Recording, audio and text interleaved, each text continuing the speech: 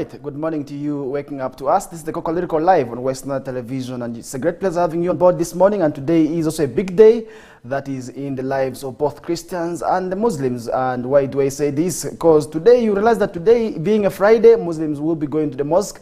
As Christians, also really celebrating an important day, that is the Good Friday, and really somebody out there may be asking him or herself, why is this day important? And Good Friday is a Christian holiday commemorating that crucifixion, that is of Jesus Christ, and death at Calvary. That is why this day is actually celebrated every 29th of March, and it is observed during Holy Week as a part of the Paschal Triduum, and so known for Holy Friday, Great Friday, and also known as Holy Friday as well, and Black Friday as well. These are different names that this day has been given. And today, really, I did see a number of Christians as I was coming to work. You would really see a number of Christians putting on kanzus, others really putting on other attires, really preparing to go to church. That is why it is very, very much important for you as a Christian out there to also really celebrate this day.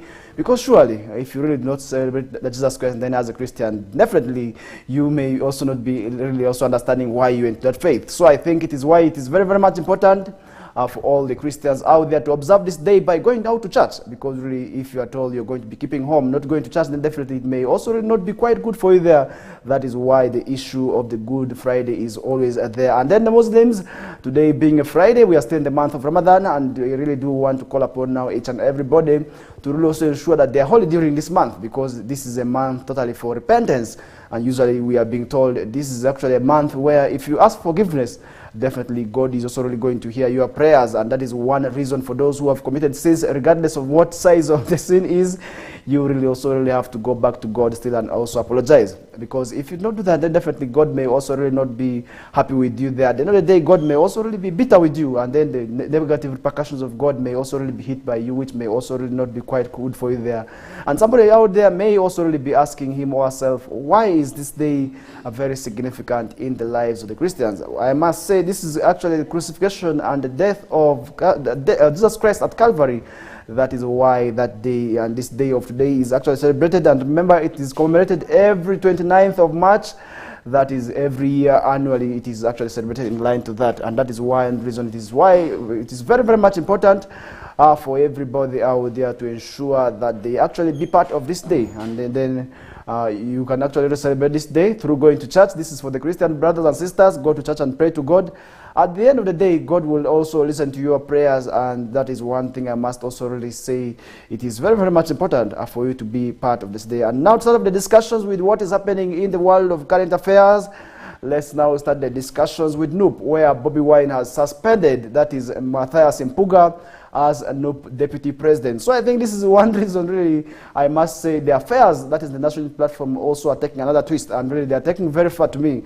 And I believe if at all these two leaders sat amicably. And remember earlier this week, Matthias Mpuga had the press conference where he did say he's not going to move away from NUP, and really, because this is a party surely that he started. He's a founding member, and he is also the vice president, that is from Masaka region there. So I think this is where we're also seeing these issues coming on board, and between the former leader of opposition in parliament, that's Matthias Mpuga, who is also the member of parliament from, that is Masaka Nyendo Nkungwe constituency there. So I think this is where also really we are seeing, to me, these affairs are taking very, very long there. But really, is suspension the way to go? Me, I feel these two leaders needed to sit down and really resolve these issues. That would also really be quite good there. Because if they continue not to really go, if they continue with the fights, that is, I must also tell you as the viewer out there, this is definitely going to have negative repercussions on their voters, who may also really not want to see these issues going on and on, because they really feel, because you know the issues of malls among the opposition supporters is always there, because sometimes you hear people moving away from NUP, others moved from DP, that's when they crossed to NUP, because they had hopes.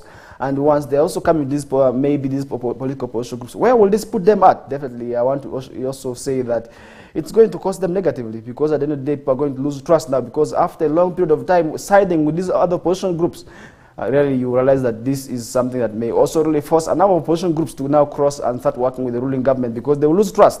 And that is something also really we did see happening there. The president of the National Platform, that's Robert Chagulanyi Sentamu, commonly known as Bobi Wine, with suspended Matthias Mpuga with immediate effect, and that is really something we are seeing here. Really, as the deputy party president for Central Region, that is something also really we are seeing there. And according to the March 27 letter seen by really a number of people, Mr. Chagulanyi insists that Mr. Mpuga corruptly received that is shillings 500 million as a service award during his term of office, that is as leader of opposition in Parliament.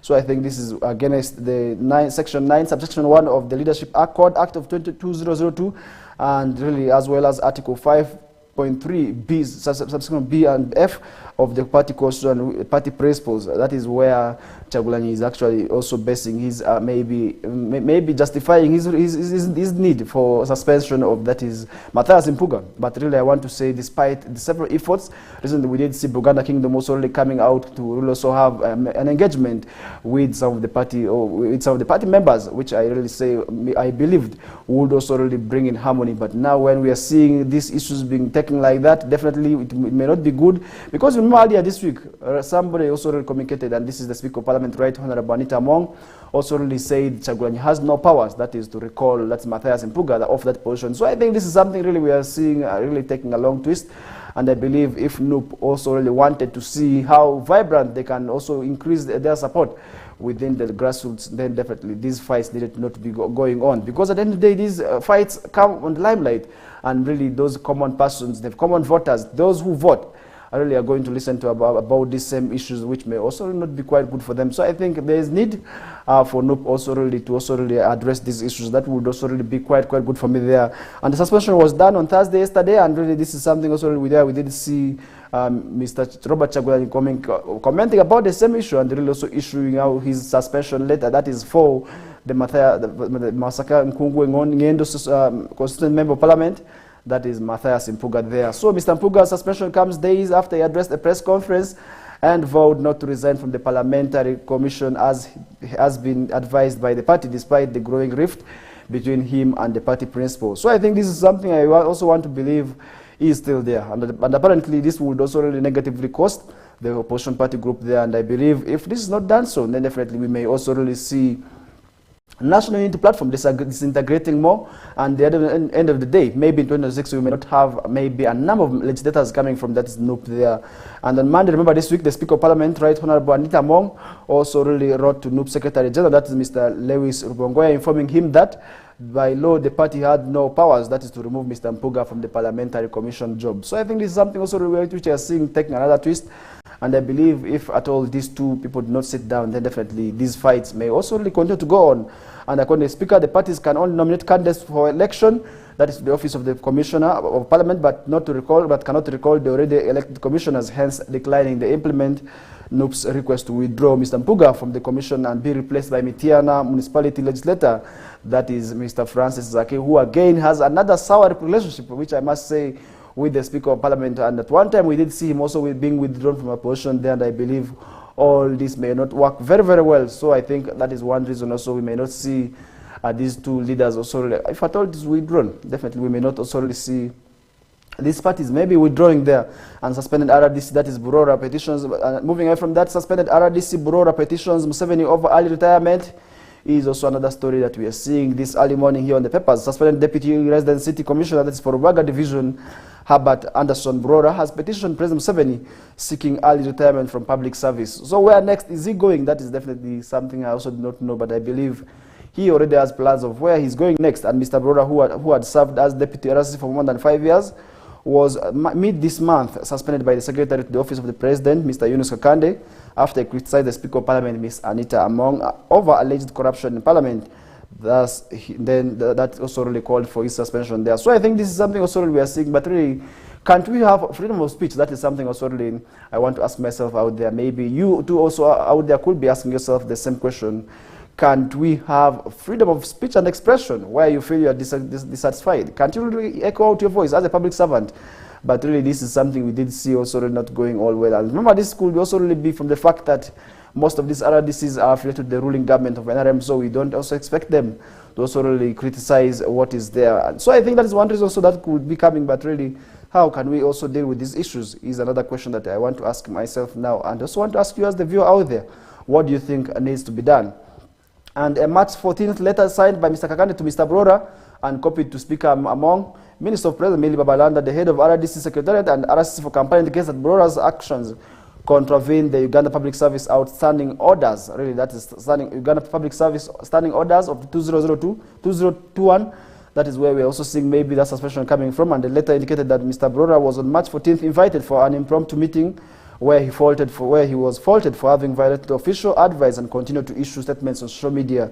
So I think that is something also we did see there happening. And in the letter addressed, that is to President Museveni, copied to Minister for Presidency, and really on 14th, that is to the office of the RDC, Ms. Doreen Keita said he was grateful for serving in Museveni's government, but wished to retire early. So I think this is something also really where we're seeing the young man also really wanting to retire from public service there. And really I believe he already has something that really maybe he's going to be doing, maybe where he's going next. And in light of these concerns, Brother went ahead to request Museveni to grant him early retirement from service to prevent further damage that is to the reputation of the president's office and the government at large. This is where also we are seeing him actually calling for that early retirement there. And Mr. Broda's pursuit for early retirement comes days after President Museveni on Saturday made an attempt to protect Speaker Anita Among from intense public scrutiny following grave actions implicating her in an alleged multi-billion corruption scandal at Parliament. So this is where we are seeing this coming in. And the Bukadia woman member of Parliament and the Speaker of Parliament, who also doubled as the Speaker of Parliament, she presides over Speaker of Parliament, have been in the news of late for alleged misuse of taxpayers' money amid growing national budget debt burden, with many Ugandans calling on President Museveni to actually rein in over what critics described as uncontrolled expenditure. This is where we're also seeing that issue coming very, very much important there. And I believe this issue also really, once it's addressed, then definitely we may also really have trust that's in the public service there. And I believe that is also something that we also want to see. And moving away from that, Finance Minister apologizes over Gobi's derogatory statement. That is also another, on Parliament, that is also something we are seeing here. And remember recently, the Permanent Secretary, that is to Minister of Finance, Ramadan Gobi, also did make a statement that Parliament and members also deemed that is derogative. So I think that is one reason also why the State Minister of Finance, Mr. Henry Musasizi, on March 28th, offered to apologize on behalf of the ministry's Permanent Secretary and Secretary of the Treasury, that is Mr. Ramadan Gobi, who allegedly undermined the institution of Parliament by saying the institution has no roles, that is the budget appropriation process. That is one thing also really we did see why members of Parliament took it very, very derogative. So I think during the March 28th plenary sitting, in which the government tabled, that is a shilling 58 trillion budget for the next financial year, Mr. Nathan Byanyima Bukanga, North County legislator, questioned the excessive powers of Gobi to the levels of disregarding the whole institution of Parliament in the budget process. So I think that is also really we are seeing there. In response, Mr. Musasi acknowledged that the budget appropriation belongs to the Parliament, adding that it is not privy to remarks made by the ministry's Permanent Secretary. So I think that that's one thing also really we are seeing there happening. And I believe that is something, somebody out there may also really be asking him or herself about the same statement. And I believe if that is done so, then definitely we may also really see the same issues, that the same scenarios arising on and on. And at the end of the day, we may also really see that affecting service delivery, and also really at the end of the day, that would also really affect the issues in relation to that is service delivery and maybe finance allocation. Moving away from that, let's now head to the appointment, the taking over of CDF job, that is by General Muhoozi Kainerugaba. That is another thing that we did see yesterday in a function that was witnessed by Salim Saleh. I really believe that that was really another thing that really we did see going on. And General Muhoozi Kainerugaba has officially taken over, that is the office of the Chief of Defense Forces, and has vowed to improve on the welfare of soldiers by fighting the evil of corruption and mismanagement of resources. And really this to me may be very ironic, because at one time he was there. And the ceremony which took place at the UPDF 4th Division headquarters in Gulu was presided over by the Special Presidential Advisor, that is on Defense, and also Chief Coordinator for Operational Wealth Creation, that is General Caleb Akandanoha, also known as Salim Saleh. Really, that is something also really we did see there. And General Saleh cautioned General Mbadi and General Muhoozi upon their tour of duty and implored them to also really continue preserving their health. So I think that is something also we did see going on there. And he also urged them to cautiously uphold the first pillar, that is of Museveni economics. So that is the security of life and property for socio-economic transformation. That is something we did see there. And taking over the 13th CDF, General Muhoozi Kainerugaba promised the UPDF to also really being professional and moral and taking comprehensive national security. That is something we did see there. General Muhoozi applauded President Museveni for his wise stewardship and has grown UPDF to what is today. And that is one thing also you cannot exclude behind. If you talk about the UPDF, you cannot exclude Museveni and how he has greatly improved on that. And I believe that would also really be quite good there. And he lauded the outgoing CDF for a job well done in building a modern professional force and employed soldiers to avoid the spirit of arrivism, thinking that they have achieved all it takes. So I think there's nothing really I believe the soldiers can do. They have to continue working, and really we are not going to also really wait for them to also really say we are tired, because as a soldier there's nothing that really you would say that you're tired. We have to achieve more, and to achieve everything then definitely needs your support. And General Muhoozi further emphasized that having the best equipment, best uniforms, best education, best welfare and best accommodation, among others, can only be done by fighting corruption and mismanagement of resources. And he promised to work with every soldier to achieve that, or really of what is expected to work with him, because at the end of the day, we expect now the soldier to offer him the necessary support, because if that is not done, so then definitely that may also not be good there. And the new CDF also called upon troops to maintain their position as defenders of African interests by defending emerging technologies. And speaking at the ceremony, the former CDF and now the State Minister for Trade and Industry, General Mbadi, congratulated the incoming CDF, General Muhoozi Kainerugaba, upon his new appointment. And this new task, we also really want to call upon him now to, first of all, congratulate Muhoozi, and we also really congratulate General Mbadi there for taking over these different responsibilities, because these can be demanding responsibilities.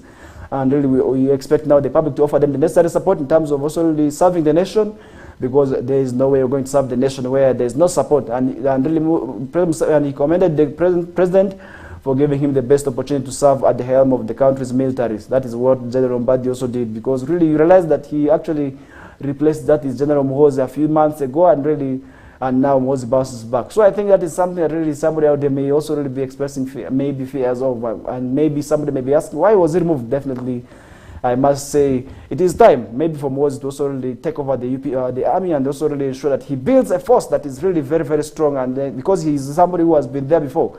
And that is one thing also really we expect him now to be doing, and serve maybe the nation diligently in terms of also really uplifting the welfare of the soldiers. And General Mbadi further promised his willingness to sacrifice in order to maintain freedom and our security and our existence as part of Africa. And really that is something also really we did see happening there. And so many people attended this function, and really we did have the commander of the African Transition Mission in Somalia, Lieutenant General Sam Kavumba, the managing director of Enterprise Corporation, that is NEC, Lieutenant General James Mugira, the Special Presidential Advisor Designate, Lieutenant General Peter Elwelu, Commander Reserve of Force, that is Land Force, that is Lieutenant General Charles Otema Awanyi, Commander Land Forces of that is Lieutenant General Kayanja Muhanga, and among others. And really that is something also we did see happening there, and really that brings us to another short commercial break. And when we bounce back, we shall be able to give you more other stories. For now, stay tuned as I come back shortly from now.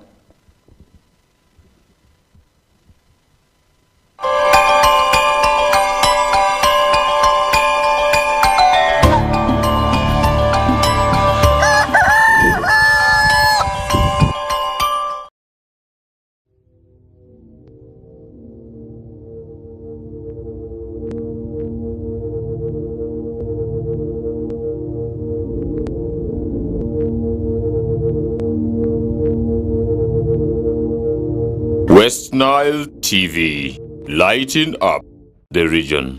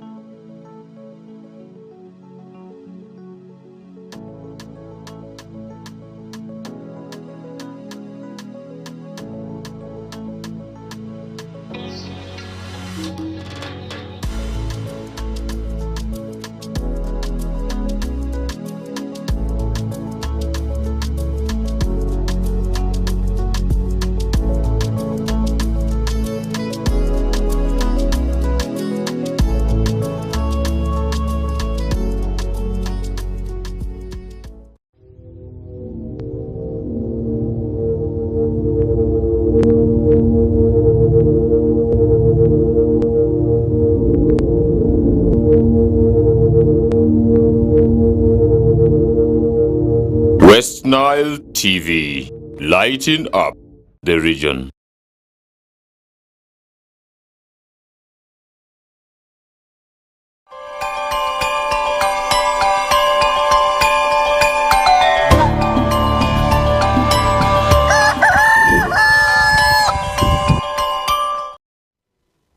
Alright, welcome back from that short commercial break. This is still the Kokoliriko live show on West Nile Television, and it's a great pleasure having you on board, watching us from wherever you may be you chose to watch us from. So because some of the people may be watching us within West Nile sub-region, others could be watching us that is in Acholi, and meanwhile you could be watching us maybe from Lango, and we still stay that is northern Uganda, and we are still also working towards working as a force, because we are still the same people, and really I must say as northern Uganda we are the same people. And that is one reason also really maybe we have the same ancestry and we really need to be together. And that is one reason also I must say you need to be part of the show. And for those of you watching us maybe in central Uganda, maybe western, maybe eastern, we say thank you so much for watching us this morning. And not forgetting those of you watching us outside, maybe across borders. It could be in South Sudan or DRC. We also still say thank you so much. We do not really also take it lightly for you to be part of the show there. And meanwhile, those of you watching us across borders, maybe out of Africa, we say also thank you so much, because we do understand some colleagues could be watching us that is in the Middle East, in the areas of the Gulf region there, in Qatar, in Saudi Arabia, and Jordan, Oman, and really and the rest of the areas, maybe the Middle East where you chose to watch us from. We say thank you so much also really, and really it's a great pleasure having you on board. And for those of you catching us maybe also in Europe, because you may also really want to watch us maybe from Europe, and that is one thing also we say thank you so much for watching us, and really also you can also really share your views, because the issues we discuss here are issues that we really want to have an impact on, and really want to also really know for you to know about, because that is something also really we want to talk about. And now moving on, work partners with food company to roll out conservation projects that is in schools. That is also something that we are seeing here, and remember, conservation is something that really needs to be done, and to conserve these wild animals is the best way to go, because once we do not preserve these wild animals, then definitely we may also really see them getting extinct. And remember, recently, a Jai Game Reserve did receive a number of cubs that we have brought from really to the facility. Now, we may also really very soon start visiting that place. So conservation is very key, and then I believe if at all people also take the initiative of preserving the wildlife species, that would also really be quite good for them. The Uganda Wildlife Education Center has partnered with that is a food processing company named Newman Foods, aimed at promoting that is conserving the biodiversity that is in the country, targeting scholars in institutions. So I think that is something really I want to say that is very much important, because food is really very much important in the lives of people. And once you're going to do something and people hear about food, that is one reason also people go to functions. And once you tell them there's no meat, nobody's going to appear at your function.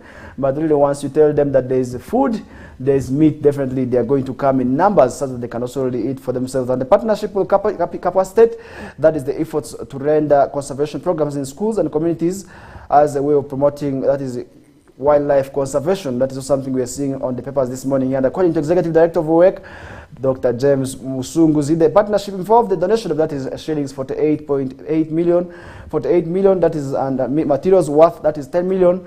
That is in a bid to roll out the program in schools and also across the country, including Chenjojo, Mbale, Mukono, Wakiso, and Chigezi, among other areas.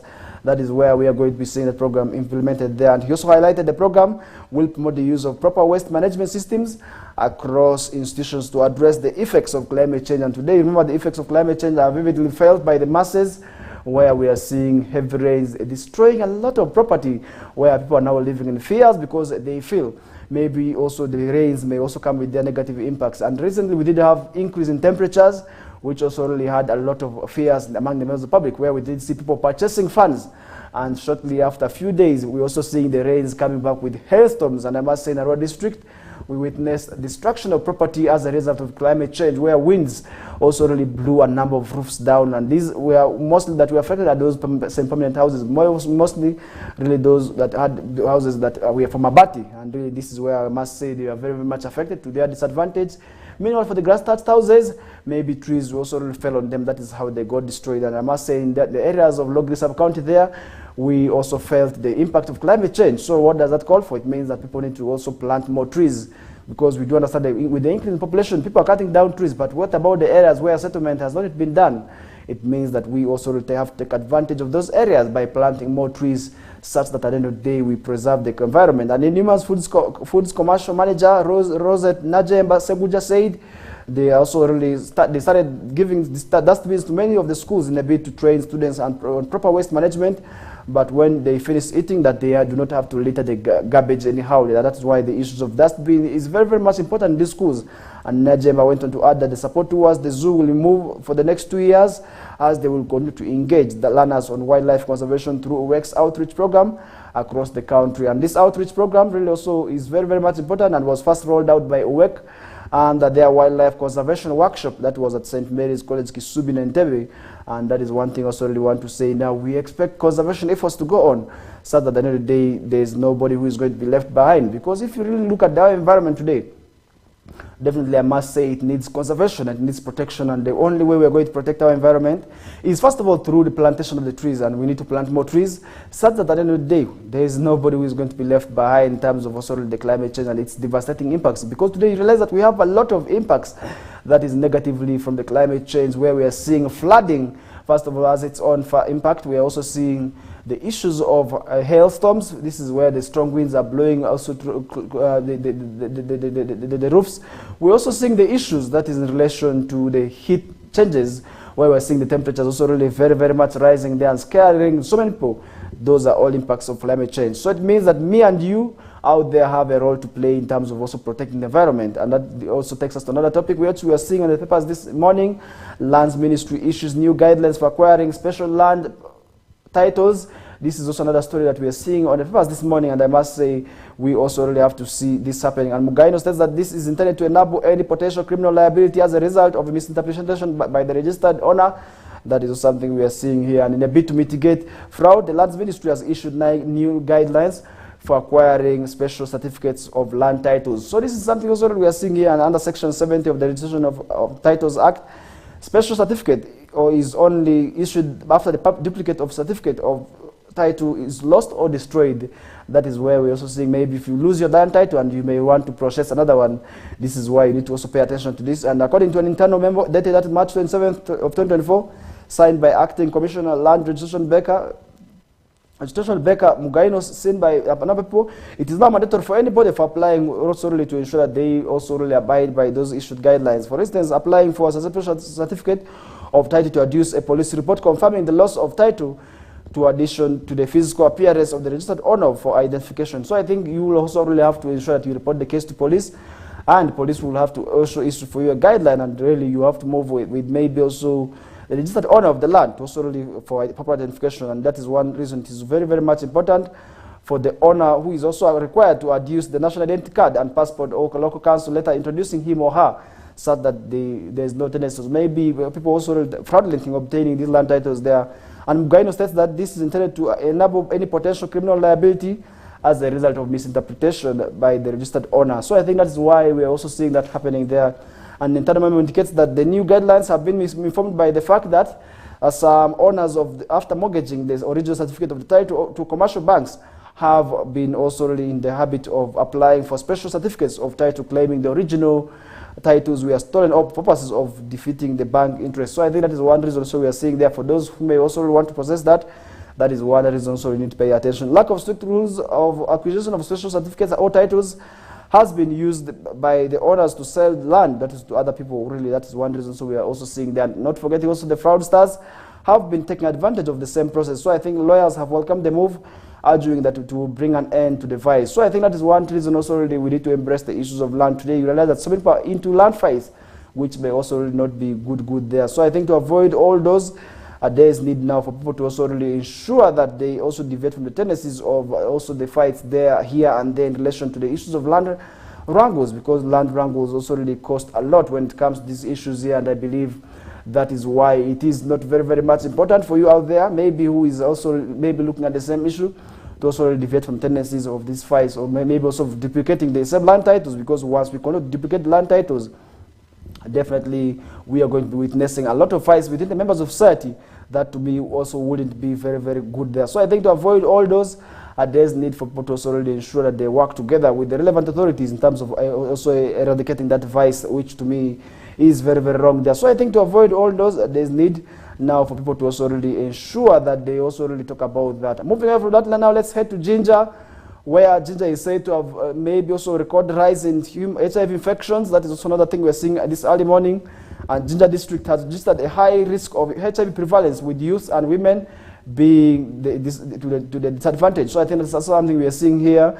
And the report released by the Ministry of Health, Jinja stands at that's 8.4% status of, that's beyond the national average.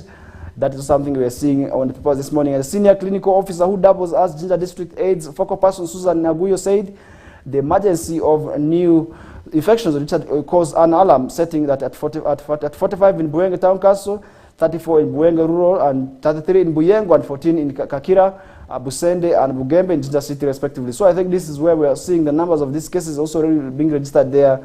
And the section of persons being infected in the current wave are those dwelling in the urban centers, youths most susceptible to the living in the future tabulated. So I think youths really need to also ensure that we protect ourselves from HIV, because today we have realized that a number of people also, we are very much susceptible, that is, to the disease. So I think at the end of the day, if at all, maybe this could not be only happening in Jinja, elsewhere it could be happening, and I believe we can still also protect ourselves from this disease. And the current section of persons infected in the current wave are said to be those dwelling in the urban centers, the youth who are most susceptible to the living in the future. So I think that is where we're seeing this disease becoming very much dangerous for them there. And as an attempt that is for a robust reduction, that is in numbers of people infected with the disease and also those acquiring the disease, Uganda AIDS Commission has embarked, that is on engaging leaders from the entire area most susceptible in Jinja, so to join the drive that is to scale up against the fight against disease. Because today you realize that the religious leaders can play a great role, that is in terms of also really averting this disease, because we need to talk about immorality, because this is where maybe the rise is coming from. And remember, most of these religious leaders, the dominations are also against, that is, immorality.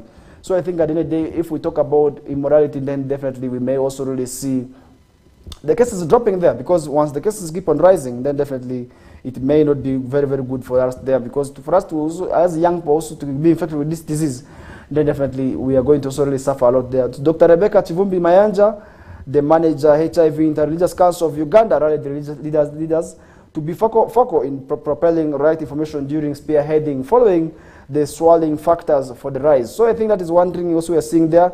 And Chivumbi also cast doubt that is on the move by religious leaders to pray for the people infected with HIV, saying HIV is curable and incurable, calling out them to use a well-coordinated multi-sectoral response and through strong coordination. So I think that is one thing also we are seeing there, because sometimes you also see that some of the religious leaders also take advantage of the masses and the population and saying and telling them that they can do a lot of things, and that is one thing also I want to say may not be very good there. And Reverend Father Chrysostom Kolia, the vicar, Jinja Orthodox Church, saying that attempts have been made that in the fight, but however, religious leaders need to be sensitized to make a move practical. So I think that's one thing also really before we also roll out the project to the religious leaders.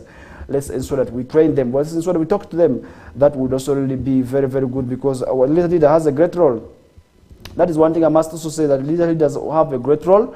They are there to also spearhead the factors, maybe also some of the activities of government, because in most cases some people may opt to prefer listening to the religious leader than also the political or other technical leaders. So I think to avoid all those, maybe in terms of also working together, that is also really something people need to ensure that they talk towards, and then that is something also they need to work towards, because at the end of the day that would also really maybe affect service delivery. So that is where I want to also make that call towards, and I really want to also really see how we can also maybe support the people in Jinja, because at the end of the day that disease may also really be claiming a number of lives, and yet we would also really avoid it. And the only way to avoid the disease is, first of all, we need to ensure that we are faithful to our partners. That is, for those who are married, let's avoid these issues of side dishes. Really, that would also really help us and our families from getting the disease. And then secondly, using of condoms. This is also for those who may not think that they can avoid it. The use of condom is the way to go. And also other means that maybe also really going out to, first of all, have yourselves tested before going for sex. That would also really be quite good there. And I really believe that would also really be very good for those who may also really want to engage in that practice. And I believe if at all we not also really talk about that, then definitely that would also really be very bad, because you really realize that HIV, despite the several campaigns in place, you have Oblamu, you have also Yambala for me, all these are several initiatives that have been developed by private people also really to ensure that they also really talk about this disease, because that would also really be very good there.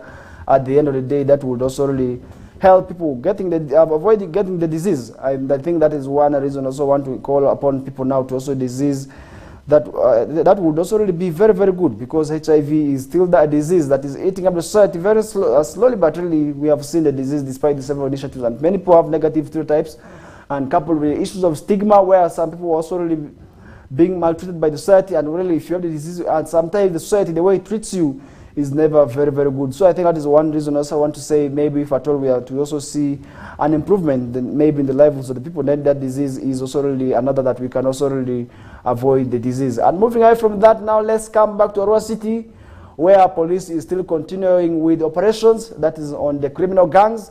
And more recently, police did arrest, that is 32 suspected criminal goons, and really they were also really arrested with the exhibits of drugs and other dangerous weapons, which were paraded actually before the media. And this is something I must also say we did see, where we saw very, very dangerous weapons used by these criminal gangs, and really that is something I must say is very, very bad. And I really believe if at all we are to address that issue, then definitely that would also really be quite good. And I believe if at all that is done, then definitely we may also really see our families and our property being protected there, because some of these thieves with the operation, really I want to appreciate the police, where we did see them moving also to another places, and I believe really that would also really be quite good there. And I believe if that is done so, then we may also really see peace reigning in the Central Division area for once and for all, because yesterday we did see a number of bullets also being shot in the areas of Tanganyika, as police and other security agencies were pursuing these criminals and these suspected criminal goons, and where a number of them were actually arrested, and now they will be able to be, maybe those who are found guilty will also be paraded, that is before the courts of law. And I believe that would also really be quite good there, because they realize that a number of women cannot move freely where you're moving with your phones. People keep on reminding you that these thieves are behind you, they are going to be doing that, they are going to be grabbing your phone. So I think there's a lot of insecurity within the area, and that is why there's need now for these security agencies to go on with the work of that is cleaning the city and bringing sanity to the city, and that would also really be quite good, because yesterday we did see these people moving the corridors and these ghettos, which they usually call them, how these criminal boys also call them. They were able to move these ghettos and also really arrest a number of them. So I think to arrest them alone is not the way to go, and who are the owners of these ghettos also, I believe, needed to be arrested as well. And these also need to be brought to book, because they're the ones fueling this criminal activity among the young people. And I believe at the end of the day, if that is not done so, then definitely we may also really see the rise in criminal activities going on, because they realize that a number of young people into criminal activity, for instance, snatching phones, snatching handbags, where they think that is the only way to survive. And recently we also did see in Smash the same incident happening, where a young man was also really robbed of his property there. So I think to avoid all this, where we are also seeing and talking about the security, definitely there's need for this to be brought to book, because these people used dangerous weapons. For them, for instance, we saw pliers being used by these people. We saw sticks with metals. Really, these are things, dangerous weapons that these people have been using for also terrorizing and robbing the property of those who move on the areas, maybe of their target areas. And so many of these areas have been termed as black spots. For instance, areas of Tanganyika, areas of Arua Primary, areas of Pangisa, San Siro ends, and not forgetting Krabu plus Ethiopia, Itia ends. All these areas have been termed as black spots for criminal activities, because if you move to Ethiopia, you'll find the Manya boys there. And if you move to also some of the areas, you'll find as well the criminal boys are there. But how do we avoid these activities? Definitely that calls for concerted efforts, where we need to work together and also really give police the necessary information. Because if you have any information that these criminal boys are staying here, then you may also really inform police, so that police can also take its action, and these boys can also be arrested and brought to books. Because if this is not done so, then definitely we may also really see these boys also continue to rob. Because recently we did see one who was also really very much unlucky, I don't know if lucky, after robbing a phone that is along the hospital road, and was really very much beaten, where we thought he was also really going to die. And really this is something also we did see, because these boys, is mob justice the way to go to also really avoid these criminal activities? I definitely say no. We need to work with police. We need to work, we not have to take the laws into our hands, because mob justice is against our hands, our laws. Really, where we also really expect now these young people, the youth, to also really engage in other activities, such that they also deviate from tendencies of this robbing, because this broad day robbery is what is happening in Central Division and in other areas. And I believe where we are also talking about the city, more so in Ivu, we're also seeing the same cases, where we also did see one of the councillors from that area being arrested with a gun. So I think these are all criminal activities where we also need to talk about, because in Central Division it may be very much, but in Ivu, we are also really witnessing the same tendencies. We're also witnessing the same fight, that is to address criminal activities. And I believe that at the end of the day, that will be very, very good, because if we not talk about these criminal activities, then definitely that is something that may also also affect us. Because today, if they don't grab your property, trust me, you may be saying that for you, they don't mind about that, because they have never stolen anything from you, and you don't think that they can steal anything from you. But what about your relatives? What about our aunties? What about our sisters who move on these roads? Really, how safe are they on these roads? That is something also really you need to ask yourself out there.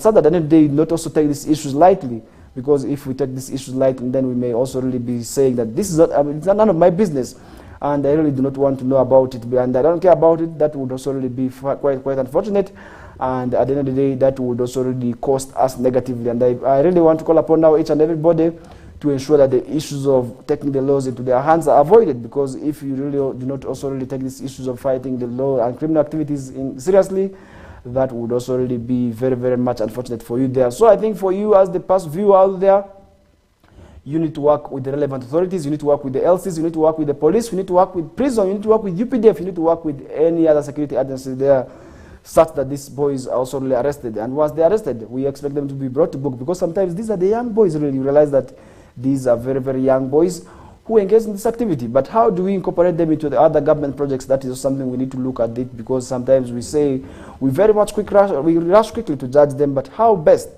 have we been supporting them as maybe parents, as other stakeholders, as the government?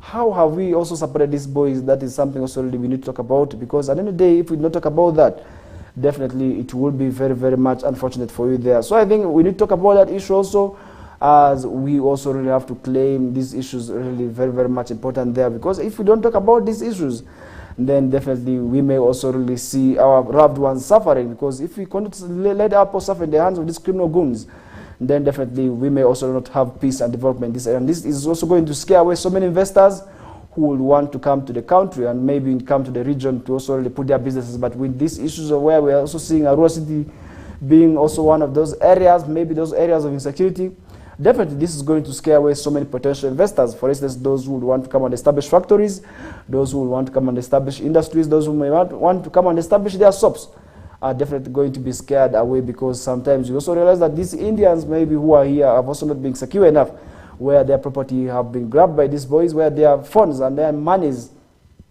have most often been also grabbed by these thieves. And one time I was in Kampala, this is something I must say is happening elsewhere also. We are also seeing the criminal goons also activities also affecting most urban areas.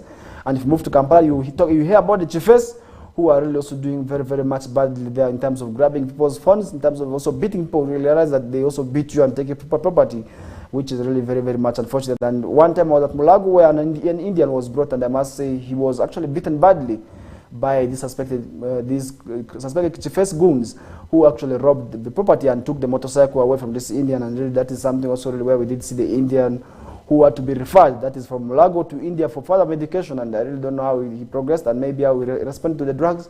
But I really want to say that these people are doing very, very much badly when it comes to harming society. And I believe that at the end of the day would also really not be quite good there. So there's need for us to deviate from these tendencies, such that at the end of the day we would not also really leave ourselves out and we would not suffer from these negative repercussions that is of these people here. And I believe that is something also we need to do, because if at all we do not talk about this, then definitely we may also really see our suffering.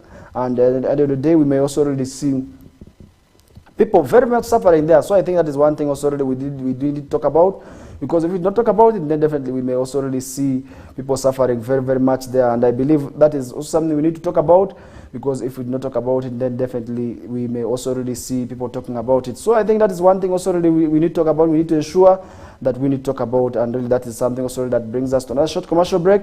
And when we bounce back, we are going to be doing more of the discussions. For now, let's first have this short commercial break, and when we return back, we shall be taking over the conversation there. Thank you.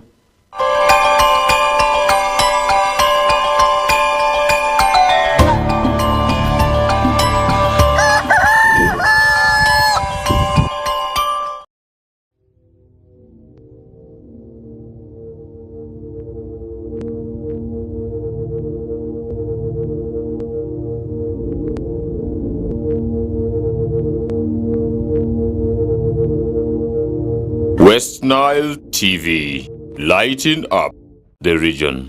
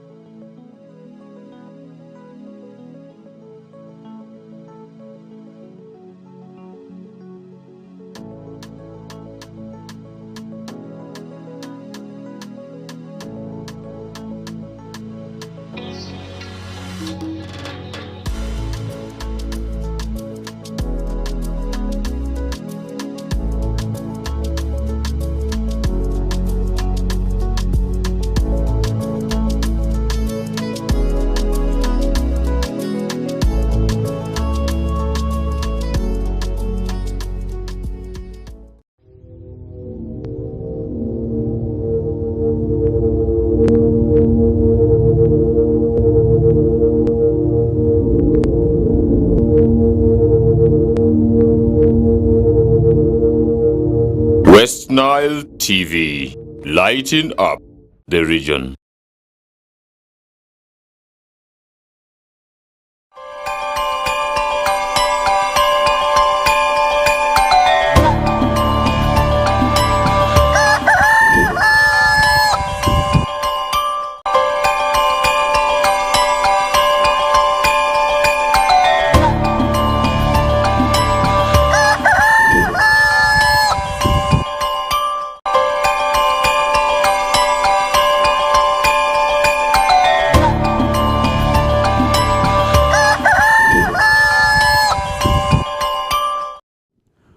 Welcome back from a short commercial break. We are just a minute, that is after the hour of 8 a.m. and which is our second hour. And in case you're just joining us right now, you are really very much welcome to the show. And we are now heading that straight to Moyo, where 30 elderly and vulnerable persons have been gifted by My Home Care Uganda, a community-based organization in preparation for Easter celebration in Moyo district. And the Easter gifts were taken to each beneficiary in the 3 sub-counties of Aluru, Moyo and Moyo Town Council, with each sub-county having 10 beneficiaries who were identified by the volunteers. So I think that's something we are seeing, where a team from that's from the organization, we are able to move to some sub-counties and identify vulnerable persons and who have now been gifted. Maybe let's first connect to Moyo and look at maybe what is happening and how this event maybe did go on there. That would also be quite good. Let's first have a look at the story of how it did go on, that is in the Moyo district. The Easter gifts were taken to each beneficiary in the 3 sub-counties of Aluru, Moyo and Moyo Town Council, with each sub-county having 10 beneficiaries who were identified by the volunteers. Mrs. Tarakwe Kevin, a staff of My Home Care Uganda, said the purpose for the gift is to share the joy of Easter with the vulnerable persons in the communities. She appeals to the public to come together and support the vulnerable persons in their communities, saying such people are very many in the communities, yet they cannot receive the necessary help they deserve. Sister Atia Bena, a midwife and a volunteer with My Home Care Uganda, said what they experience from the field indicates that the beneficiaries appreciate the little support they received, which to her is a blessing because the organization began with nothing, but at least now there is something little to offer the beneficiaries. She adds that the experience they got from the field builds them to manage different challenges in their homes, since such people also do exist in various homes. Sin is they appreciate, because we have started from zero, where they don't get what we have really given for them. Since we have given, most of them appreciate what we are doing, and we also feel so good because we feel we are really doing what is supposed to be done for our people, especially for the vulnerable, because it also affects us in a way. We also have the same people in our own homes, and when we do for the needy, we know we are helping our own people, and it gives us that, interest to care for the vulnerable, which we can emulate in our lifestyle. Mzee Emilio Edemani, one of the beneficiaries, thanked My Home Care Uganda for the gift being extended to him, saying this will go a long way in improving his feeding habit since he mainly eats porridge. Mama Inyotea Immaculate, another beneficiary, lauded My Home Care Uganda for the support and invoked God's blessings on the people who thought about them even during these difficult times of economic hardships everywhere. Mrs. Tabea Josephine, the daughter and caregiver to Mzee Emilio, said the support is very important in the sense that Mzee rarely eats food but oftenly takes porridge, which also requires a lot of sugar, saying this support came timely and it will go a long way in helping Mzee eat something at least on daily basis. My Home Care Uganda, a local community-based organization registered last year with the aim of offering support and care for the elderly and vulnerable persons who cannot provide for themselves, is currently operating in 3 sub-counties within Moyo district, namely Moyo Town Council, Moyo Sub-County and Aluru Sub-County, with the aim of extending its services to 3 other sub-counties in the district. The organization managed to distribute food items such as sugar, millet flour, soap, buckets and jerrycans to 30 beneficiaries, both male and female, in Aluru, Moyo Sub-County and Moyo Town Council in a space of 2 days. I'm Dominic Anthony Okumu for West Nile TV, Nilecast.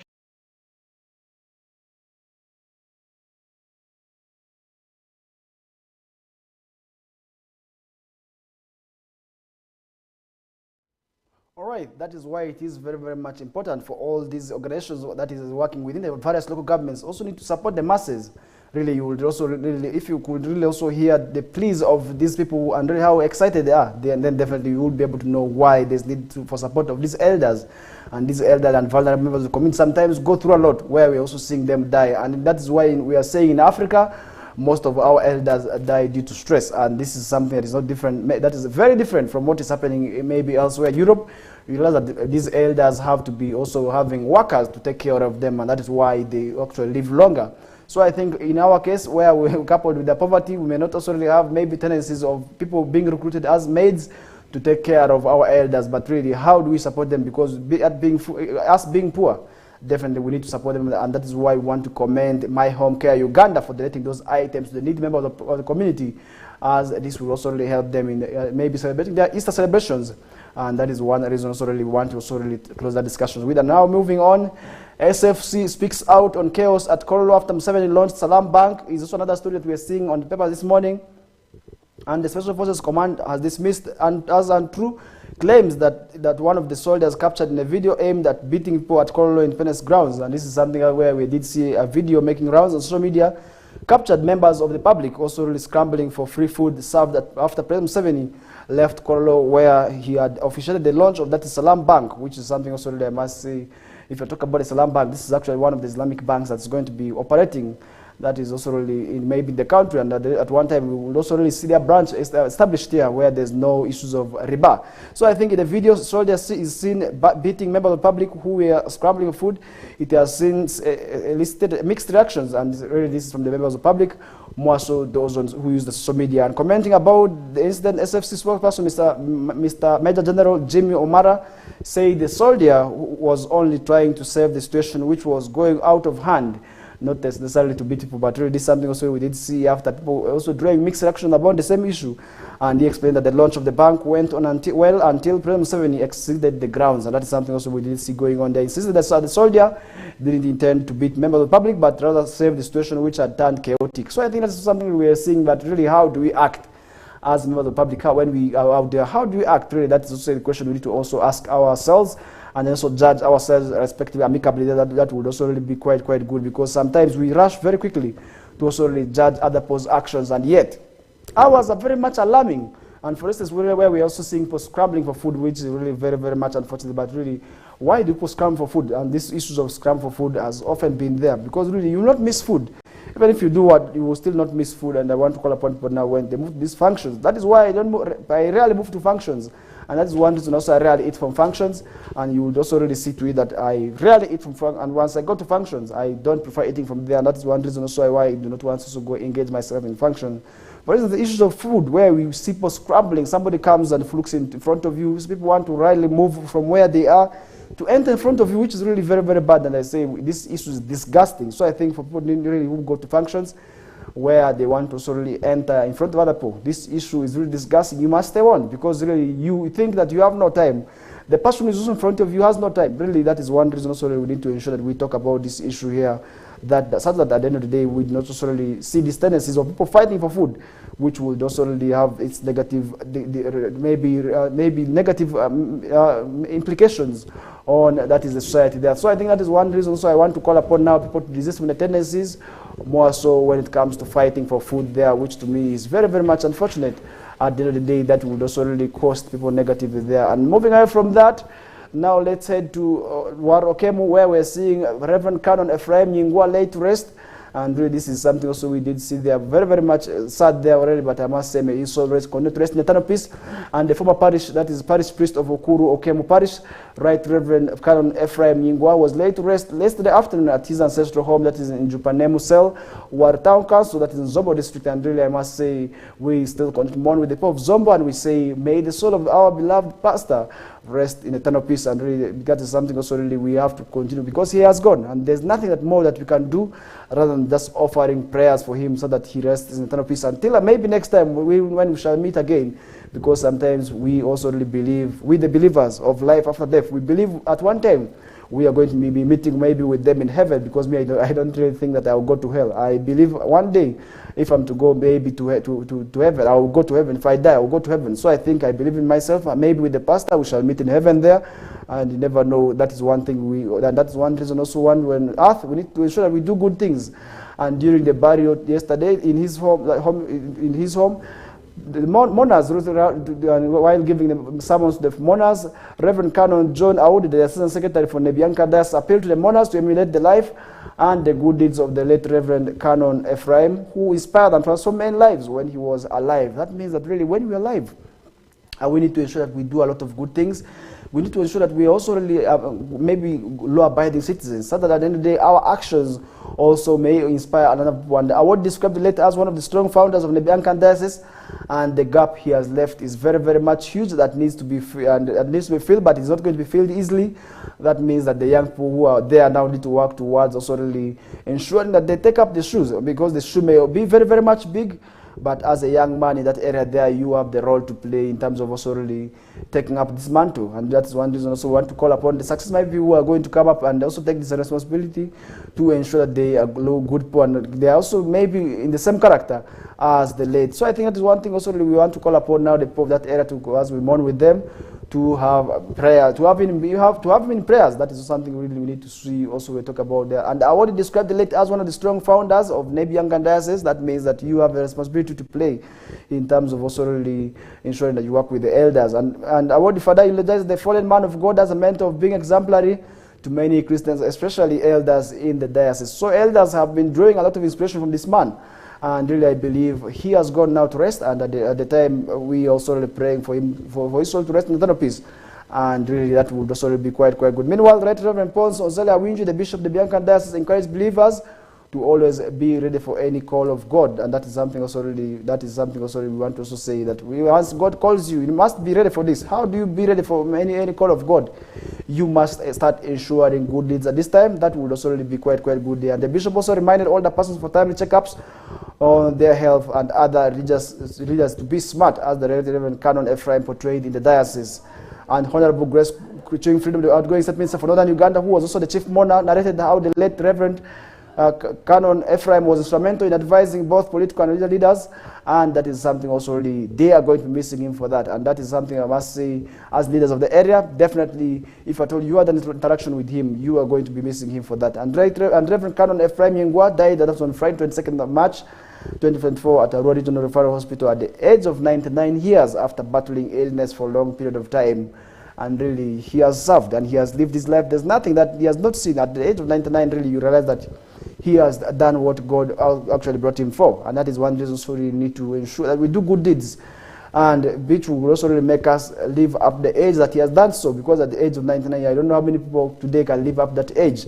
You know, most of the people are dying at the age of 40, 45. More so, the youth today are dying even below than that because of these issues of theft and the issues of insecurity. They are dying actually below that age there. And that is one reason so we want to say we need to also work together. And as youths, we need to deviate from these tendencies which would have negative repercussions on our lives, which may also reclaim our lives at an early age. Because you realize that most as early as 25, as early as 28, people are dying, young people are dying, are being killed just for small things. For instance, smartphones or handbags. Really, that is really quite unfortunate. And for chicken, you realize in the goats, in the villages, people are killed for goats. And recently, Diofe 1 was actually burned to death after stealing pigs. Really realize that these are things that we need to also ensure that we desist from.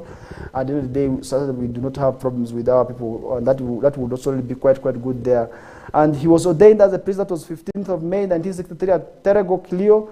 And that Chilo, that's something where he was actually ordained as a priest and later served as the parish priest. That is Banyamuru Church of Uganda, Parombo and Erusi respectively. That is one thing also maybe where he served diligently, and I believe he has done his part and God has called him to rest, and we continue to pray for his soul to rest in eternal peace.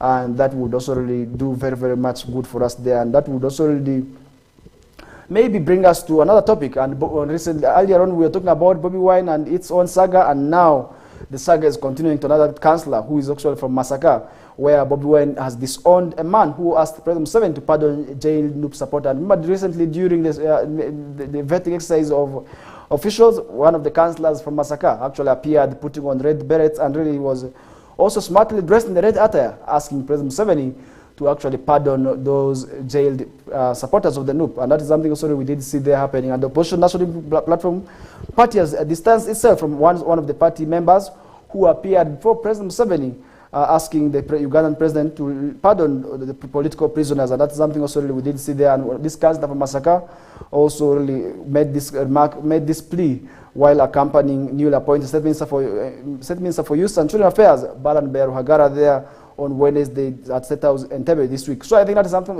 also we did see happening there in Katerega. The man who has actually been distanced, the man from whom the party has distanced itself, sought to convince that Museveni to forgive political prisoners jailed before and during or after the 2021 general elections, noting that most of them were actually misled by the political leaders, the self-seekers. So I think that's something also we did see happening there. And in response, Museveni said he would consider freeing some of them, save for capital offenders. That's something also we did see. And really, I want to call upon now the people of NUP. Also, really, maybe this would be a good gesture, but really, once we're seeing them also really fighting amongst themselves, that would also really be very, very much bad there. But on Thursday, NUP leader Robert Chagulanyi alias Bobi Wine disowned Katerega, adding that he doesn't know how to represent the view of the party. So I think that's something also we did see happening there, and I really believe these woes of the NUP will also, if they continue to go up to 2026, we may not also really have many more leaders coming into NUP there. And that would also really affect this party also in terms of enjoying the privileges as the leading opposition group in the country. And Chagulanyi further viewed that Museveni is not above the law, insisting that the jailed NUP supporters should be handled that in accordance with the law. So I think that's something also we did see happening there. NUP lawyers Shamim Malende argued that their supporters were illegally detained for swearing red berets, and really that's something also we are seeing. There are several alleged NUP supporters we are rounded up in various parts of the country during the 2021 general election, and really that is something also we did see, and some have been reported missing or dead, and that is something also we are seeing happening till date, and that is something I believe will be pushing away so many people from that is joining politics and maybe having interest in politics, and maybe also in terms of expressing their affiliations to these political parties, and at the end of the day, to express maybe for a sense of belonging is something also really, that would also really be affected by these arrests.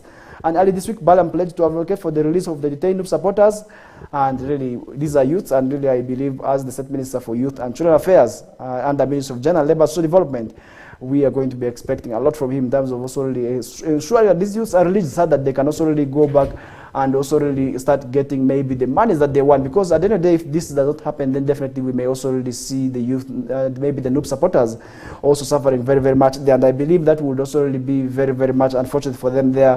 And at the end of the day, that would also really be quite unfortunate. And I believe the NUP supporters have more to do in terms of that, and I believe at the end of the day, that would also really be very, very much unfortunate for them there. And that is one thing also we need to ensure that we talk about that same issue. That is something really we need to also talk about, because if at all we not also talk about it, then definitely our people, more so those who may also really want to express themselves, may start fearing. And once they start fearing, definitely they are not going to also really make sure that they express themselves, which would also really have negative repercussions on their maybe their affiliation belonging, and that would also really have a negative impact. And that also brings us to another topic. Climate change effects have a huge economic toll on budget estimates, says government. Is also another story that we are seeing on the papers this morning here. But before we get to give you that, let's first have this short commercial break as we bounce back shortly from now.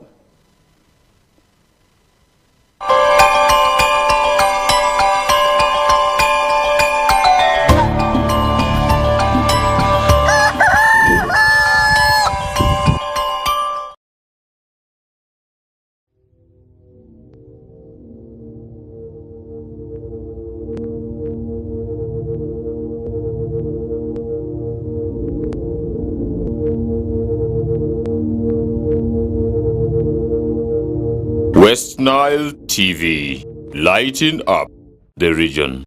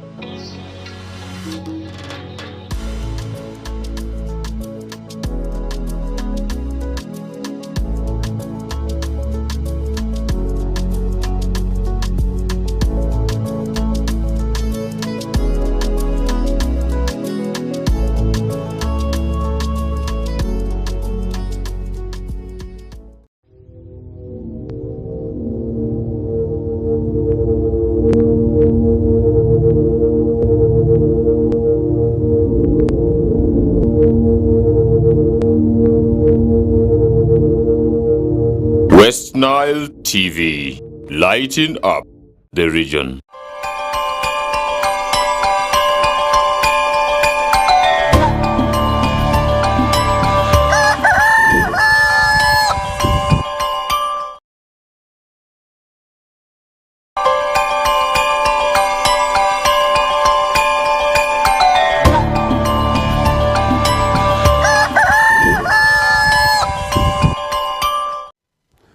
Welcome back from a short commercial break. We are still discussing the issues of climate change, and before we did go for the break, remember I did also give you a hint on climate change and how it is going to affect the economy, and that is one thing also that I want to let you know of.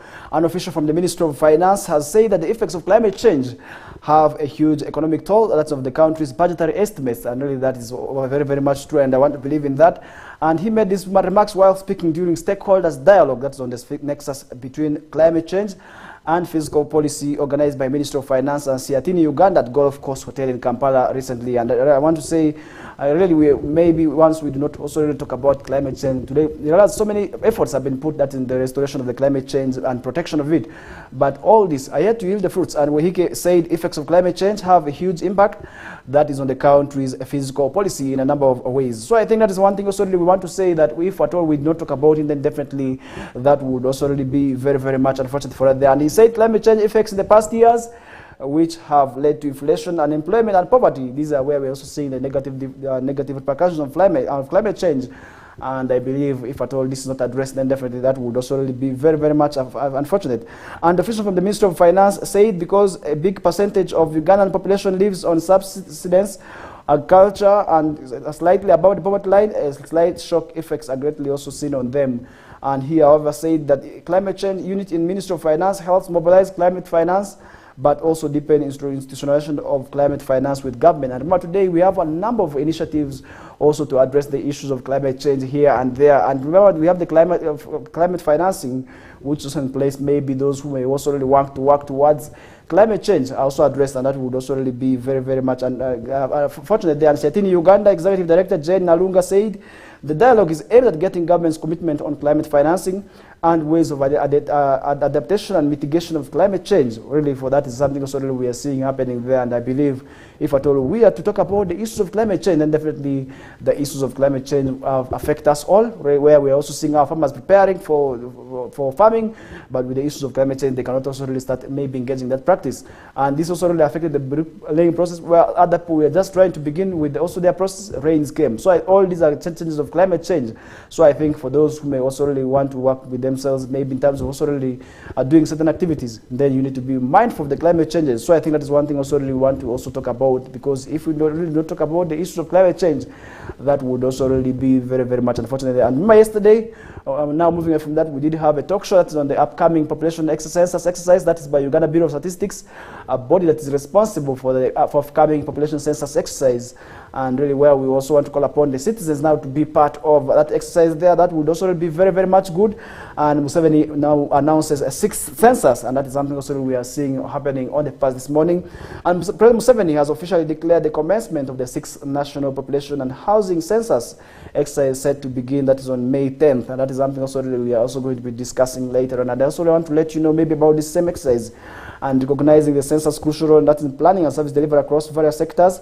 President Museveni urged that citizens to actively and truthfully participate when enumerators visit their homes, and that is something also we want to also call upon for now, so that we get the real numbers. And that is one thing also where the government will also be using that information that is for budgeting for each citizens there. In terms of maybe the social services, for instance, the schools, maybe in terms of also really getting health facilities, maybe that would also be determined by the census. And that is one reason also really those who are planning to start the exercise, I want to now warn you, and I also want to ask you to also really be part of this exercise, so that at the end of the day, you are counted, and once you're counted, you may also really get the necessary social services that you require, and that would also really be very, very good for you there. And in a statement, Museveni underscored the significance of obtaining accurate information for the country's development, reiterating the importance of the census, and that is why it is very, very much important for people to be part of that exercise there. And furthermore, he highlighted the census contribution to informing government policies, programs, and supporting sectors such as the private sector, cultural, religious institutions, and civil society and development partners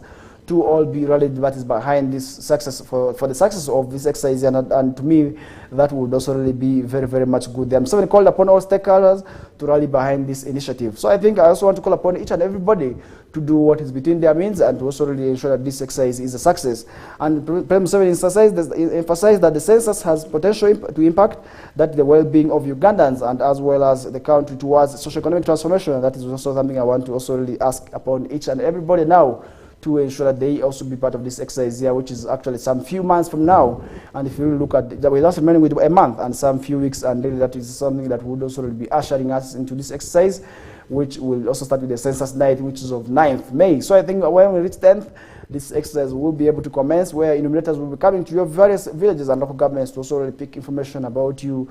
That would also really be very, very much good there. So they are going to come in various languages, and really for those who understand the languages, then definitely they are going to be asking you maybe some small details in terms of maybe how many people in your homes. That would also really be very, very good. And furthermore, he highlighted the census contribution to informing government policies, programs, and also supporting sectors such as the private sector, cultural and religious leaders, also really development partners, also really who needs support from this upcoming census here. That will also really be very, very much good there. And President went on to urge the citizens to cooperate with the data collectors, emphasizing the importance of providing honest answers to ensure accuracy of the information collected by the enumerators, such that the government can sufficiently budget for them there. And I believe that is one thing also really people need to embrace, such that at the end of the day we also really budget on true data, and that would also really be very, very much important for people to also ensure that the budget allocations are also really in line to what they have also been given out, because sometimes we realize that some people do not want to also participate in these government projects, and really they think that this information that government is coming to obtain from them is for other users, which would also really not be very, very good for them there. And I believe that would also really be very, very much affecting people there. So I think that is one thing also that brings us to close of that discussion, and looking at some of the stories here happening now away from Africa, and that's away from maybe Uganda. Now let's head to South Africa, where a bus crash kills 45 Easter pilgrims. That is also another thing that we are seeing on the papers this morning here. The bus crash in South Africa, northern province of Limpopo, resulted in 45 deaths and 1 serious injury. That's in South Africa's Department of Transport said on Thursday. That is something also we did see there. And the driver lost control and collided with the barriers on the bridge near Matalakalata, causing the bus to go over the bridge and hit the ground, catching fire, according to a statement by the Transport Department. And that also left a number of people, actually 45 dead as a result of the accident, which is really quite unfortunate. And the bus was taking Easter pilgrims that were from Botswana, a landlocked country in southern Africa, to Moria, a town in Limpopo. And this is something also we did get happening there. And first, unfortunately, there were believers are actually dying on the root cause of death. But I believe these are going to go to heaven, because once we say, we believe once you die in the cause of death, maybe once you die in the cause of God, you definitely have a safe place in heaven. And I believe those who lost their loved ones, you do not need to also to worry about them, because they died in the cause of God. And really that would also really make them enter heaven there. That would also be quite good. And South African President Cyril Ramaphosa sent his condolences to Botswana and pledged to support the country. In his office, and the statement that was also really said there, and only an 8-year-old baby survived the crash and was rushed to medical facility for further medication near Limpopo's hospital department, and transport also did do that. And I believe these are also really pilgrims who need their bodies who need to be now given back to Botswana, and that is something I must say is very, very much unfortunate. There are some bodies were burnt beyond recognition, while others were trapped inside debris and scattered on the scene, the provincial department said. And I believe that is something that really happened very, very much unfortunately in that area. And really I want to call upon those people of Botswana who lost their loved ones to take heart and also pray for the souls of those who died in this accident as they were heading for Easter celebrations, to also rest in eternal peace. And really that would also really ensure that we talk about these issues, because the issues of accidents really are very, very much affecting people. And really accidents are certain occasions really where we do not expect them to happen, but really once they happen, really we tend to also really suffer a lot in the hands of those accidents. And really that also really brings us to another short commercial break, and when we bounce back we shall be able to take with the conversion from there. My name is FARISH Majid. Stay tuned to watching West Nile Kokoliriko live show.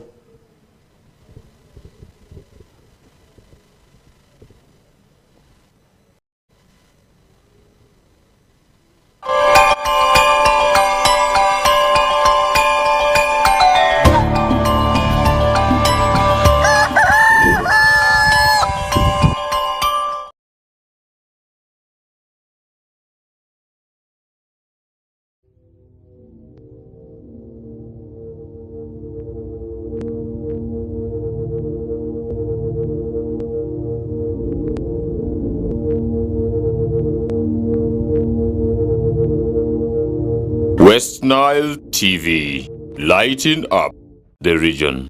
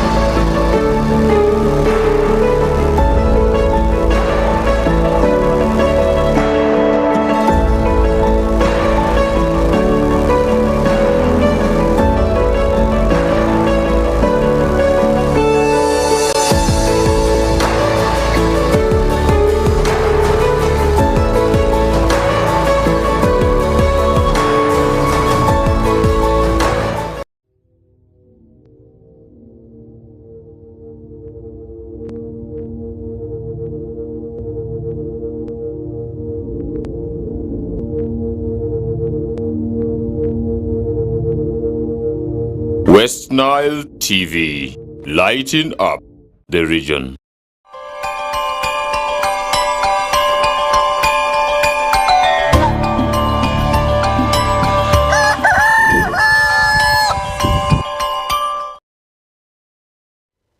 All right, welcome back from that short commercial break. Earlier on, we were discussing an accident that happened in South Africa where pilgrims from Botswana were moving into that country there for the issues of Easter celebrations. And unfortunately, they actually did lose their lives there after an accident, really, where they collided, and really this bus actually caught fire, where 45 people are said to be dead, really as a result of that accident. And really that is something I must say is very, very much unfortunate. And we continue for the souls of those people to continue to rest in eternal peace. And that is one thing I also really want to, as we mourn with the people of both South Africa and Botswana there, that is something also really we cannot exclude talking about. And now moving on, still within South Africa, South African National Jail for 40 years over kidnap. That is something we are seeing here. The Court of Appeal has sentenced, that is South African National Joachim Onyeko, to 40 years imprisonment for offences of kidnapping with the intent to confine and demand for a ransom. That is something we are seeing on the paper this morning here. In an anonymous judgment, the three-member panel, that is for the Court of Appeal, held that they take cognizance, that is of the fact that these offences were planned by the international criminals who included, that's Onyeko, and Deputy Chief, that is Justice Richard Butera, and Justice Christopher Gerasibaka, as well as Oscar Kihika, sentenced, that is Mr. Onyeko, to 30 years for kidnapping with intent to confine a person, and 10 years for kidnapping with the intent to obtain a ransom. That is something also that we are seeing on the paper this morning. And the judges directed the two punishments shall run consecutively with effect. That's from November 16th of 2021, the date of conviction, and after 8 years, remand is deducted. So I think that's something also we did see happening there, also where one of the South African nationals who came to this country was already apprehended. That is for these issues of abduction, which have always been there, as where people lose money in terms of also really paying for ransom there. And I say that is something also really which is quite unfortunate, where people have to be kidnapped, also really where ransom has to be demanded.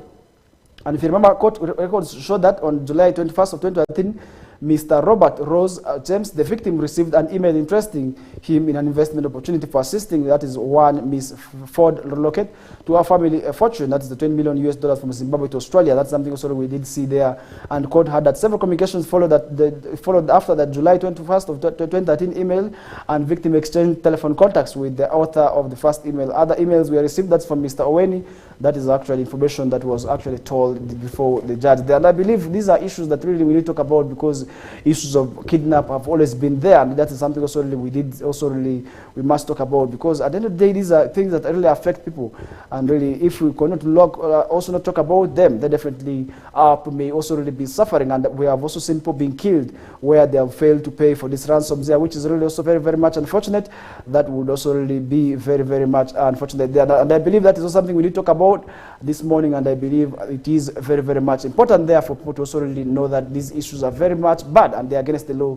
And moving away from that, government sets deadline for teachers to register is another story that we are seeing on the past. This morning, the Ministry of Education and Sports has directed both government and private education institutions to register their teachers on the Education Management Information System, which is EMIS, by 15th of April. The Ministry's Permanent Secretary, that's Kate Lamaro, in a letter issue that is on Monday, said all heads of education institutions and teachers who would not have registered on their teachers, that's on the ME system, by the due date would be barred from teaching. So I think that is also why it is very, very much important for people to also really ensure that they also abide by this law in terms of ensuring that they also register their teachers. And that is something also we want to also really now remind the teachers who may be watching us right now to ensure that they also register themselves. And the ministry says both TIMIS and EMIS are intended to weed that's non-qualified persons in the education sector, ghost workers, and well as improve education standards. That is why these systems are coming in place. They're not there to hamper or maybe also make work difficult for teachers, but it is rather to ensure that there's professionalism within the education sector. And teachers' online registration was intimidated, that is initiated, that is more than 5 years ago, but has suffered, that is suffered a slow uptake, as many of the teachers did not enter in the academic qualifications into the system. That is one thing also really teachers now need to ensure that they take advantage of. But where we are also seeing quacks really disguising as teachers, it may also really be very, very much difficult for them. And that is one reason I want to also take it that those maybe who are also not abiding by this system could be the ghost workers. And how best do we treat them? That is one thing we need to also ensure that we work towards, because uprooting these ghost workers, maybe also non-qualified teachers within the education sector, is the way to go, because we have to ensure that there's an improvement within our education system, and that can only be made realistic by also registering and ensuring that our teachers also register within the system there. That would also be quite good. And State Minister for Higher Education, Mr. John Chrysostom Muyingo, really said yesterday that they are going to be doing what it takes, and say that it is in line with the ministry's plan, that is of digitizing the education system. And really to digitalize the education system is the way to go, because really we have to ensure that our teachers are also updated and really they know what is happening in the world of that is the education sector there. Because if we not talk about that, then definitely teachers maybe the education sector may also really be continue to be affected by by the quacks. And really we have to ensure that these quacks are also uprooted from the sector. That would also really be quite good. And however, Mr. Muyingo said he appreciates the challenge of the internet, but that should not mean we should not take things reluctantly. We have to ensure we talk about this, and teachers have to take that. And the outgoing chairperson of Head of Teachers Association in Uganda, Mr. Augustine Mugabo, attributed the delays to lack of digital skills to hand registration by most schools, especially those in rural areas. So I think that's one thing also really we need to ensure that the teachers, first of all, are trained in line to what is happening, and that is one thing also really, would also really make them understand why they need to take advantage of that. That would also really be very much good for them there. And government has since 2019 registered more than 220 teachers using the same system, but some are having fake academic documents or are not fit to work in educational facilities. That is one thing also really where we are seeing these challenges coming on. And also been able to be detected that ghost workers are within the payroll, and all this is going to be addressed by the registration of these teachers. And Mr. Muyingo said since Uganda is exporting labor, including teachers of English, their registration is vital for ease of locating them while abroad. That is one reason, so teachers need to relocate them and also register themselves, for instance, while they are out of the country. And government data shows that there are 224,173 primary schools, 49,124 teachers, and 8,392 secondary schools, are not forgetting 1,444 certificate institutions, are not forgetting as well 109 diploma institutions and 55 degree institutions in the country, who are all really also having education being given the nation. And that is one reason also now people need to ensure that they talk about this, because really if you don't talk about that, definitely our education facility, which we want to see very much good, they're also really developing, they're also being talked about and also really being affected by that tendency there. And I believe that is something really we need to talk about, because really if at all we do not also really exercise our mandate of talking about the education sector, we may also really see an education sector that is very much hit and affected by the vice of maybe ghost workers, or else also those who may also really not be qualified teaching our children. And really you can just imagine if somebody is not qualified by teaching your child, what kind of knowledge is this person going to be imparting on your daughter or son? So I think that's one thing also we need to ask ourselves. We need to also ask ourselves maybe of how best we can also approach the ghost workers. That would also really be quite fortunate there. And really, as we come to a closer of the discussion, as always, we summarize the discussion with what is happening in the world of sports. And remember, this time we are witnessing most of our secondary school games coming to a closer. Yesterday we did have games in Koboko, and I believe the games will be playing their finals anytime from now, and very soon we shall be knowing maybe which school will be able to represent, that is Koboko municipality and Koboko district there at the nationals, and really also that will also be taking place very soon from now. But really that is also something we did see in Arua City, where we did witness a lot of chaos among some of the fans, and as well as some of the members of the community who would want to also take advantage of that, and that is something also we did see happening there. And really, I must say, these games are just games, and we need not to also take the games very much personal there. At the end of the day, that would also really have negative repercussions on our lives and you as a person, because today I can tell you at least 10 people were arrested as a result of this chaos here, and now they're in prison. And I also want to tell you that you who is planning to do the same, you may also really be arrested as a result of that. And really that brings us to what is happening at the national scene, that is at the Southern Uganda Premier League. As of yesterday, at least games were also played, where 2 games were also played. That is between Busoga KCA FC and Busoga United at Philip Omondi Stadium, where Busoga United was thrashed, that is 4-1. And really, we also did see Maroons taking on Express. The game ended, that is 2-0, that's in favor of Maroons at Luzira grounds, and that shows that how maybe the games went on, it went all to the advantage of the host.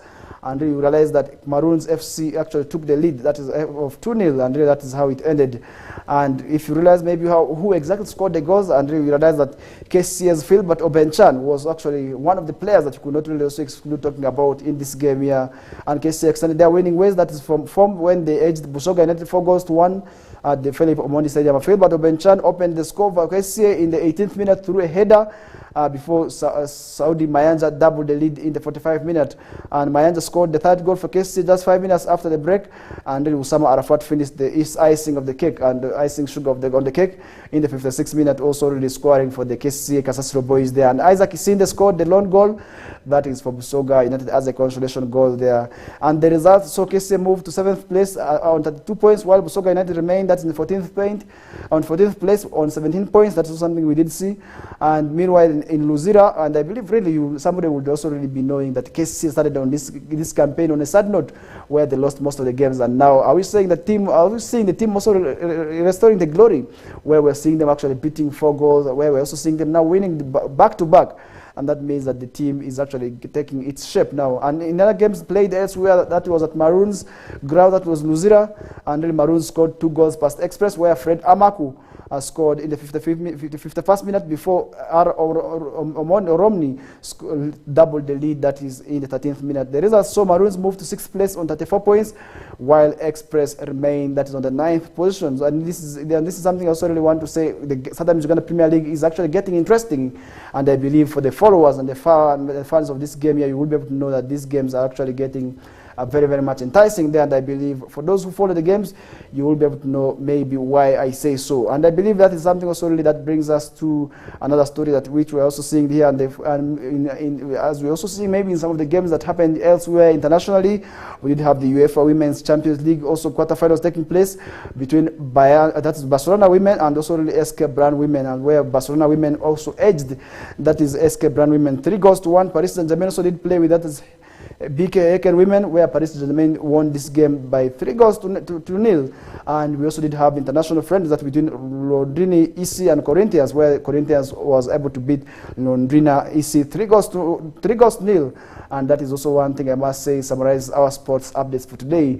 And we shall be able to also really have more onto that. That is at Wisho time with Owen Ezaga and Nina Suzi, starting from 2 p.m. up to 3 p.m. That is one reason also you need to be part of that show there, because they will be giving you that in-depth. And really that is also one thing I want to also really encourage and ask you to be part of that show, starting from, that is the hour of 2 p.m. up to 3 p.m. each and every Mondays to Saturdays. And for the closer of today's edition, that is for the Kokoliriko for this week, and we also really summarize the Kokoliriko for this month. I want to wish you a happy weekend and happy new month, and also not forgetting happy week, because this is the Holy Week. I want to wish you happy Easter celebrations from wherever you are watching us from. For those who are home, maybe sitting with your families, please enjoy the day responsibly, have time, have fun, but also be cautious enough that this day may also really come with its own negative repercussions. So that is why I want to appeal to you now to enjoy this day responsibly. For now, I come to a close of the discussion. I want to appreciate my producer, Dizon Pro, not forgetting my senior camerawoman, Aita, for also doing that tremendous job there, ensuring that this program runs from the time it began until this hour in the morning. And for those who shared your comments, we very, very much appreciate you. But we say thank you. May the Lord have mercy on you.